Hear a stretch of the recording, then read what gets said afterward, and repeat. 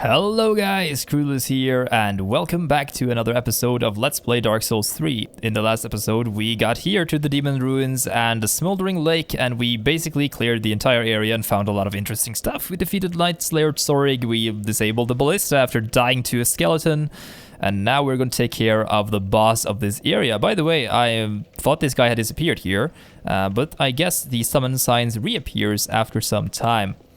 Before we do anything else though, there are a couple of things that we have yet to read the lore of, and there is also some stuff we have to do with transposing back in Firelink Shrine. So let's return there and get our stuff sorted.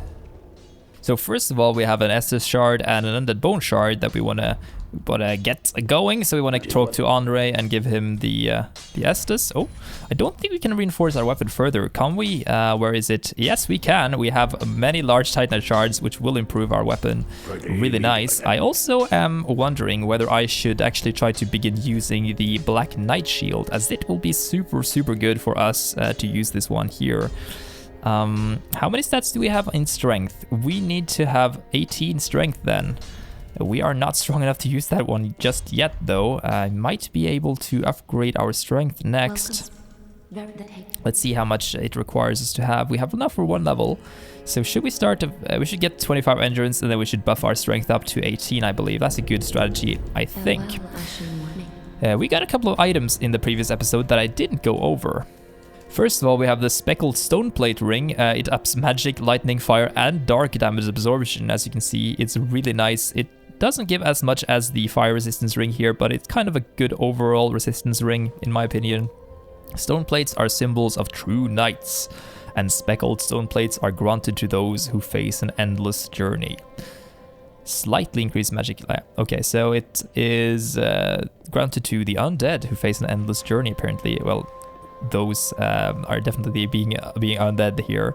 We also got a couple of pyromancy tomes previously. We can give one of these to our good old pyromancy trainer down here. How are you doing? Have we spoken to this guy yet? Have we speak to him? Nice English there going, Jonathan. Ah, there. I wished for trusting a lowly pyromancer and allowing me to gaze upon this majestic flame. As promised, I will impart pyromancies to you. But first, you'll need a flame of your own. Careful you don't burn yourself with it. Do not think, what is a tea? So we haven't talked to Cornix yet, so that's unfortunate, but yeah, it might be a good time to talk to him now after we've explored all this pyromancy stuff.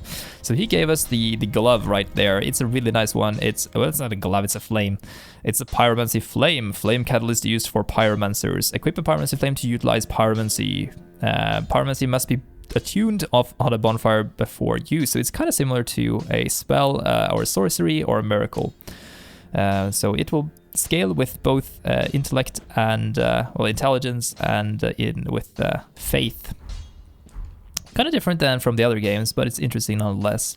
So Cornix here is an old undead, and by the way, since I talked about one of the things on this item here, the Isolith, where is it? This one here, the old master pyromancer. She only.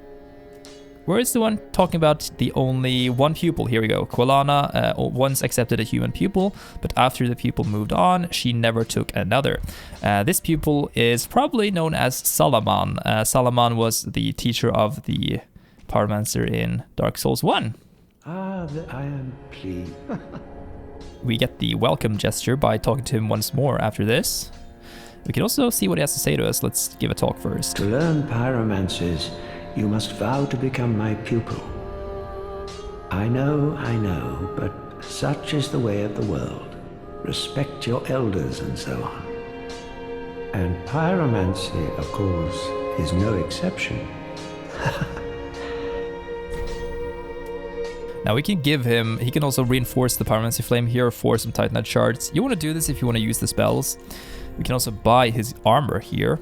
Attire of pyromancers of the Great Swamp, comprised of a leather crown and animal bones. In the Great Swamp, it was thought that adorning oneself with natural fauna would provide protection from the flames of pyromancy. I'm not really sure why the fauna and grass and stuff would protect you from fire, but maybe. In the Great Swamp, bronze was used ritualistically to ward off evil spirits and keep darkness at bay. So bronze was used against the darkness. There are some connections there to back in Anor Londo in Dark Souls 1, where all of the giants were made out of bronze, while a lot of the weapons and armor were made out of brass. Interesting. Haven't thought about that just yet. But yeah, let's give him the Pyromancy Tome and see what he has to say to us. I have a ton of these. Oh my god. We should start with the one at the top, then make our way down to the bottom maybe? Or should we give him the Grave Warden first? Let's start with the Grave Warden. I'm afraid I cannot accept this.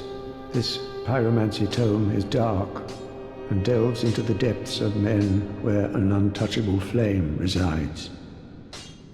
I cannot comprehend this myself, let alone teach it to you. It is a spell forbidden in the Great Swamp, and nearly everywhere else too. Only one terribly afflicted or burdened by deep sorrow could begin to understand this. So terrible, so terrible. One interesting thing he said there was that it touches the fire deep within the human soul. It shows a connection to the humanities within each individual. So we couldn't give him this one. I don't think we can give him the Karthus one either. No, it's the Izalith one we can't give him. Is it? Or is it Quelana one? Ah, what have we here? By the gods, this inscription reads, Quelana, the ancient deity, one of the witches of Izalith. The last of them who wandered the lands. Then she must have returned to Izalith after all. But I regret to say, I cannot accept this. Quelana's pyromancies are for witches and must be learned from a mistress. But thank you for allowing me to peer upon such a thing. If only I were a woman. Huh. So, you, Cornix, you haven't been useful yet. You just tell us to go somewhere else and give the tomes to other people. But it said something interesting about Quelana there, that she returned to Izalith, basically confirming that the demon ruins are in fact Izalith, the same one that we were in Dark Souls 1, apparently. So it gives some context to how the world has developed. Geographically doesn't make sense though, but we'll get into that and why that isn't the case later on. Let's give him the Great Swamp one first, as he talked about the Great Swamp and that these spells were forbidden in the Great Swamp, so maybe these are allowed. Yes, here we are. It's been long indeed. With this I can teach you more sophisticated pyromancies. Splendid. I can boast I am your tutor a little longer. Thank you. So he learns a couple of spells here. Regular Fireball, Signature Flame Manipulation spell. This is the bigger version of this one. They say that once a pyromancer learns this spell, their understanding of the flame deepens, together with the yearning for it. A yearning, a want for the flame. This one is a rare technique that undergoes change after leaving the caster's hand, making this a spell renowned for its difficulty. We have this one, Cornix. Lore on this Fire Surge here. Cornix is a venerable pyromancer of an older mold, said to have restored a number of spells lost to the past, among which this is the most well-known. So he is well-known apparently. Well, maybe he taught us this, so perhaps he's well-known to himself. That doesn't make any sense. Pyromancy is to at once know fear and longing, the resultant power of which depends on both the caster's intelligence and faith. We know that. And here we see the poison, link between Farron Keep, the Abyss, and the pyromancies. A unique pyromancy crafted by Engi, a heretic inhabiting the Great Swamp long ago, creates a poison mist. Engi was driven from the Great Swamp, however his pyromancy continues to succeed him. Perhaps dwellers of the Great Swamp were reminded that their very existence is one rooted in heresy. So first of all, the rooted in heresy part, it's referring to the fact that the Witch of Izalith created the Chaos Flame as a substitute for the Fading Fire before Dark Souls 1.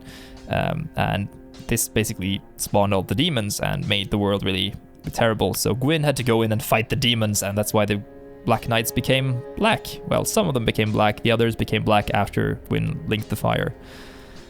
We also have Flash Sweat, a unique pyromancy of the Great Swamp associated with Carmina. Who is Carmina? Intense sweating increases fire damage. This is amazing. An influential pyromancy that internalizes flame, likely forming the foundation for many subsequent spells. Another thing about this one is they talk about Engi. Engi is the little egg guy that follows the Quelana's sister in Dark Souls 1, or Quelaag's sister. Yeah, he teaches you the poison mist here, apparently. The flash sweat and profuse sweat, this one is for fire resistance, this one is poison, bleeding, frost, and curse resistance. Wow, the yellowish sweat cures all kinds of ailments. This one is really nice. Does it cure it though, or does it only work as a boost in resistance? Either way, let's give him the other tomes here. We have 2 more. Well. I've never seen anything like this. This inscription. This tome is from the catacombs. Fascinating. On this day, the teacher learns alongside the pupil. So as of right now, he has rejected 2 of these tomes, and he learns along with us in the last one. So yeah, pretty useless. But we get to amazing pyromancies right here. Karthus Beacon and Karthus Flame Arc. This one is the most obscure pyromancy developed in Karthus of the Sands. Confirmation about the origin of Karthus here, and explains why there is a lot of sand there. Damage increases with consecutive attacks. Karthus' aggression has been likened to an uncontrollable fire, and since ancient times, its beacon has been used as a signal for war. Its beacon. And this one reinforces the right weapon with flame. Warriors of Karthus favored supplemental pyromancy such as this, which was used to enhance the curved blades of its swordsmen. So the pyromancy, or the swordsmen of Karthus, utilized pyromancies. Perhaps it was because the Karthus region was built on top of the demon ruins, perhaps? That's a theory. Ah, what have we here? A pyromancy tome from Izalith. Then you found the home of pyromancy. Brilliant! I will never curse being old and undead again. Now, show it here, quickly. Let us channel them together. The primal pyromancies known only to old Master Salaman. And there he talked about Salaman. So we can learn the... Ooh, what is this? It's the last one right here. We have the Chaos Storm, I don't think. And we get the Acid Surge as well. And the Great Chaos Fireball. Art of the Flame of Chaos from ancient Izalith hurls a great chaos fire orb. Chaotic flame melts even great boulders and creates a brief surge of molten lava on impact. The Witch of Izalith and her daughters birthed the Flame of Chaos, but it devoured them along with their home. Art of the Flame of Chaos, this is Chaos Storm, erects multiple chaos fire pillars in vicinity. Chaotic flame melts even great... Oh, it's the same one. The Oling of the chaos flame eventually formed a tumultuous seed bed, which birthed twisted things known as demons. A seed bed. It birthed a bed of seeds. Huh. So they grew from seeds, like trees and plants? And we got this one from Karthus as well. I just forgot to mention that one previously. Attached great value to victory and would not shun the use of such pyromancies, for where is the honor in death and scoured bones? It corrodes weapons and armor. That's irony. Do not be gone for long. What is it? What is a teacher without his pupil? I don't think we have any scrolls yet that we could give to the other guy, but we do have these Grave Warden's ashes that we should probably deliver here. Gracious. Yeah, nothing. New info there. We can also get Volnir's crown. Really interesting. We didn't talk about those when we got back and saw the Horus gear, did we? I don't think we did. Canvas Talisman? No, we didn't get that one. That's not new. Not really certain what is new with this one. I think we get the dual charms, perhaps? Hidden Blessing? Huh. Either way, we got the armor here from Zorig. That's nice. Helm made of black iron from the set of armor for which Nightslayer Zorig was infamously known. Offers extensive protection for fire. Pretty nice, since we're fighting fire people right now. And this is the Crown of Volnir. I can't remember if we have covered this. Once upon a time, such things were bequeathed judiciously to each of the rightful lords, until Volnir brought them to their knees and ground their crowns to dust. Then the crown became one, and Volnir the one High Lord. So we never see Volnir in the game. We touch this little chalice, and then we get transported into this whole darkness, and we see Volnir. And he apparently found these crowns of the rightful lords and crushed them into creating this crown here.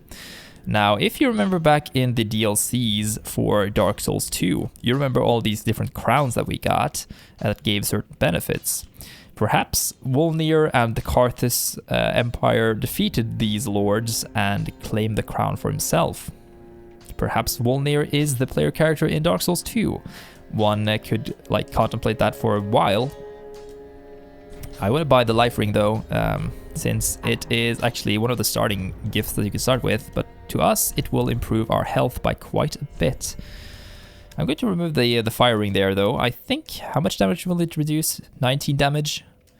Yeah, we're going to get this one ring instead though, because it will give us, how much health?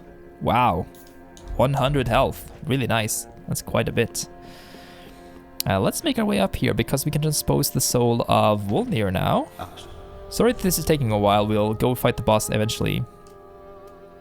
We can transpose it into either the soul, this Volnir's holy sword. I don't think we can get anything else, can we? Or we can get the black serpent. Pyromancy discovered from the abyss by High Lord Volnir, that inspired the black arts of the Grave Wardens.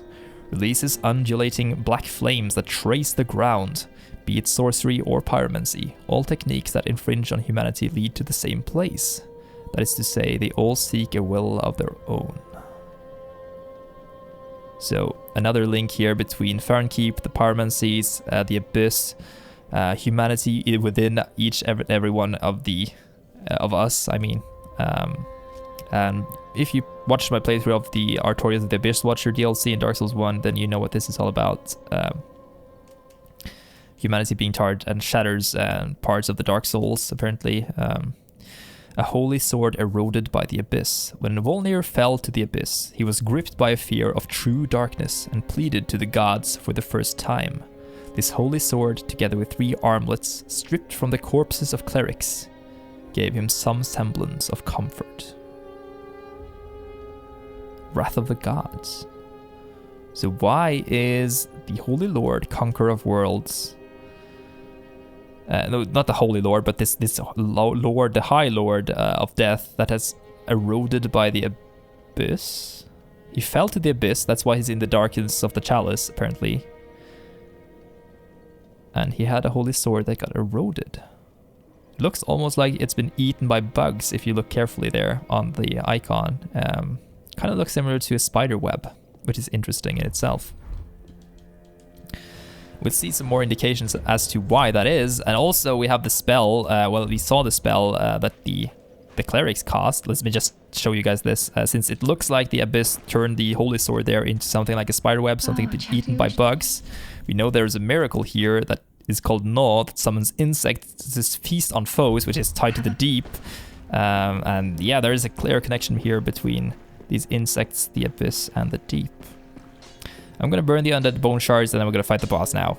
We've been waiting for far too long with this. Let's fight. So after contemplating this a bit, I decided to change my weapon up into a raw weapon instead of... Oh, let's not reinforce that one. Let's infuse this thing with a raw gem instead. Oh my god, I don't have enough souls. I wanted to change it into a raw S-Stock instead, because I don't think the fire enchant will do us any good against this boss fight here. The raw enchant is basically a similar version. It doesn't have any scaling, but it will give us some increased damage for the weapon. Oh, that's not enough. Oh my god, it's not enough. I gotta use this one instead as well. And it will deal or help us against the boss fight by a great deal, I believe, as the boss is really resistant to fire damage. Let's put a raw gem there. And also, I want to equip another ring that we got. I want to remove this one, as I doubt we'll have full health. And we can get the Or should we get rid of this ring? No, let's get rid of this ring here in favor of the flame stone plate ring, as the boss will primarily use fire damage. Now, I want you guys to notice one thing before we head out, though, is the fact that this bonfire here, this one, the one we were unlocking inside the ruins, is called the Old King's Antechamber. And the Old King will be essential to what is going on in the boss fight coming up. And now the Smoldering Lake is all chill.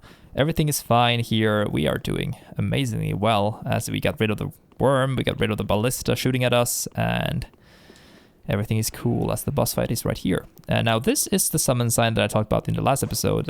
It is the only summon sign that I've contemplated using in the playthrough, as it will give us a summon for the Great Swamp Cocculus. And if we keep her alive throughout the entire boss fight, she will give us her armor and the whip. I believe this is the only case in the game where a summon will give you or have the same requirements as Lucatiel of Mira and Benhart in Dark Souls 2. But I am not going to summon her. I'm going to try to fight the boss solo, and we'll see how it fares, because I want to complete the entire game by showing you guys how to deal with all the bosses without having external help. Against this boss, maybe it's really useful to have a dark weapon, or maybe lightning. You know, I'm gonna try lightning here. I know lightning is effective against dragons. I doubt it is effective against these guys. Let's do a dark enchant with the hollow pine resin there. Maybe it's not effective because, you know, pyromancy is tied to the darkness. We'll see, we'll see. This is the boss fight here. It is the old... Oh, it's not that effective at all. It's called the Old Demon King. It's not the old Iron King, it's the old Demon King. Oh, come on, don't get hit by that thing. I'm really terrible today. So let's get out of here and heal ourselves up. Not use the binoculars. Oh my god. There we go. He's gonna hit me, isn't he? Yeah, he is. So I really love this fight, but I am terrible at fighting this boss. This is one of the boss fights I usually just skip every time, as he is one of my... he's really difficult to take on early in the game, in my opinion. He's one of the harder bosses in the game. As you can see, I have trouble like fighting him by dodging his moves and stuff. And his moves are really telegraphed by the fact that they are sometimes slow and sometimes so quick. Holy shit. I try to rush him down. Usually it's not a good idea to stand in front of him. It's usually a good idea to get behind him here. Oh. And now he's on fire. That's not good. Usually it's a good idea to roll behind him like this, I think. And I was going to do the AoE, okay. Yeah, the old Demon King. He looks like a demon. He looks like some sort of... Oh, he's doing the summoning again. For the first time. No, it's not the summoning. That's when he does the overhead thing. That's the summoning. He has a couple of moves. He can throw the hammer down into the ground. And he can also breathe fire like that one. And he has a thing where he like uses the hammer up in the air, and he will be able to summon lots of flying fireballs. Holy shit, he didn't think he hit me there. Huh. I guess the hitboxes for this guy is a little obnoxious sometimes. Now he's doing the summoning here. A good chance for you to get some attacks in, and then we'll be noping out of here. Nope, nope, nope. Nope, nope, nope. Now he's doing my favorite attack for this guy is the one where he does the stomp on the ground. He summons like a fire thing, and it's really nice because it will move from underneath him, and then it will move towards him. You can also dodge that AoE there. That's the one I love. As you can see, he creates this like ring of fire, and you have to dodge through this thing, and it will come back towards you. Sometimes it will. Oh my god, I forgot to dodge that one. Let's try to get some attacks in here. He's almost going down now. Oh, we got him staggered. We got him staggered, but he's still summoning the fire. Oh my god, this is not good. I can't see anything. Holy shit. What's going on? What is going on? Holy crap. Oh, he's down. Okay. I guess he exploded there. As you can see, the fire burned out, and he became this rotten mess here. Oh my god, sorry for shouting there. I have no idea what's going on there. I was basically stuck. He has a tendency to explode there, but that was the old Demon King. Notice this room here. We see a ton of these dead stray demons. Taurus demons, smaller Capra demons as well. Piles and piles and piles of these things. And you saw this guy, he wasn't doing too well either. And he looked like he was burning out towards the end. His soul, though, fiery, just like this one, Soul of a Demon. Soul of the old demon king, one of the twisted souls steeped in strength. Used to acquire many souls or transposed to extract its true strength. The shriveled old demon king is now like a clump of burnt ash. But he's the last living witness of the chaos of Izalith. The witness of the chaos of Izalith. So he was around when the Witch of Izalith summoned or created the Chaos Flame. He was probably one of the first demons that spawned there and still living. We'll see some more references to the Demon King and the Demon Prince as well, which we can contemplate a bit. But now we're going to head back to Firelink Shrine and we're going to transpose the freaking weapon that or the soul that we got. Let's see what we can do with that. Yeah, I think that would be... Whoa, we got a ton of souls as well, so we can level up at least once. I think it requires maybe 19,000 for a level now? 17,000, okay. I always jump down to the Aldrich Throne. Oh my god, I want to go up to the next one. Come on. Ah, there we go. Ludlith, you can make a weapon for us now. Yes, he can create a... First of all, he can create the Old King's Great Hammer. Looks kind of similar to the hammer we got from the old Iron King in Dark Souls 2. Great Hammer of the Old Demon King. This weapon has survived since Old Izalith and is imbued with remnants of the Chaos Flame. Molten Perseverance. You can also get this one, the Chaos Bed Vestiges. Traces of the tumultuous seedbed that birthed the beings known as demons. Hurls chaos flame that scorches vicinity. Demons born from fire bore its smoldering essence and perished soon after. Man shares this report with the flames to this day. Whoa. Smoldering essence. We are kind of smoldering right now with the embers. And also the humanities. And the trees. The undead that starts turning to trees as well. The seed bed for the demons. Man! Are you trying to tell me that the demons are just like humans in nature? Oh, I forgot to level up. Okay, let's go and do that. We can get another level point. Let's get it in strength then. As I said, we want to get our strength up to 18 to wield the amazing shield. Now, next off, we're going to head back up to the not the Old King's Antechamber. We're going to head to High Lord Volnir's tomb and proceed through the door. Because if you guys still remember this, since this has been a huge tangent in our progress towards our actual goal, we're actually heading to follow Aldrich. He was in the Cathedral of the Deep. He was heading to the Boreal Valley. That we've heard so much about on these rapiers here, the Irithel Straight Sword, Knights of the Boreal Valley. We heard about the Pontiff's Eyes here. Do we have the ring? No, we didn't have the ring, but we fought Ward of the Boreal Valley. We've heard a lot about this place. And out here is the path we're going to take to reach the most amazing area in the game, or the most amazing looking area, Irithel of the Boreal Valley. Let's take a look at this thing. So first of all, we have the giant city here. Similar architecture to a place in Dark Souls 1. And there's a giant bridge going across over there. And a huge watery area with a little archway down there with the green stuff. See some of this Aurora Borealis, probably the Northern Lights. As I mentioned previously, the Borealis, basically boreal means north, and this is some sort of building over there as well, separated from the city. And up here we can see where we fought the giant tree, the curse-rotted Greatwood. So the undead settlement is right up there on this huge rock. And when we get further over to another area, we can see some interesting stuff. You can also see some enemies down there with the hairs like flowing up in the distance. Oh, but it calms down when we move away there. I guess that's some sort of physics thing. But we're not going to end the episode off just yet. There is one enemy here that we want to fight. We want to proceed over towards the city before we end the episode off. There is something interesting going on here, you see.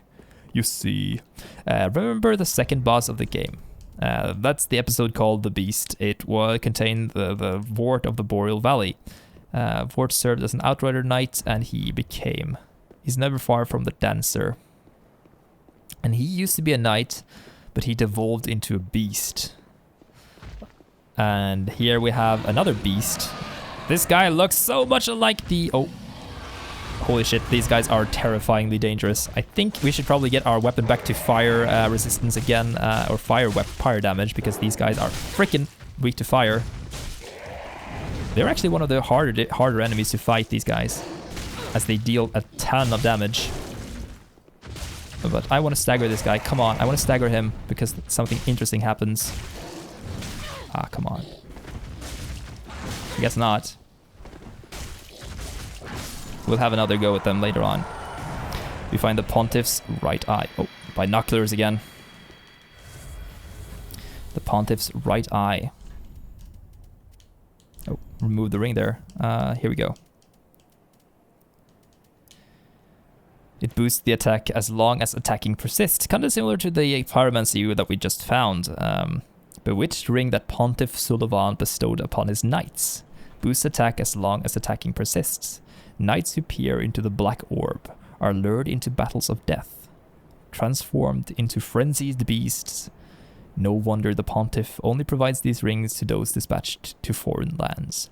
So he dispatched people to foreign lands, and then he exiled people and turned them into these beasts by giving them this ring here. The eye on the ring, the black orb, looks a lot like the abyss, or the darkness. So when you peer into the abyss starts to peer back at you.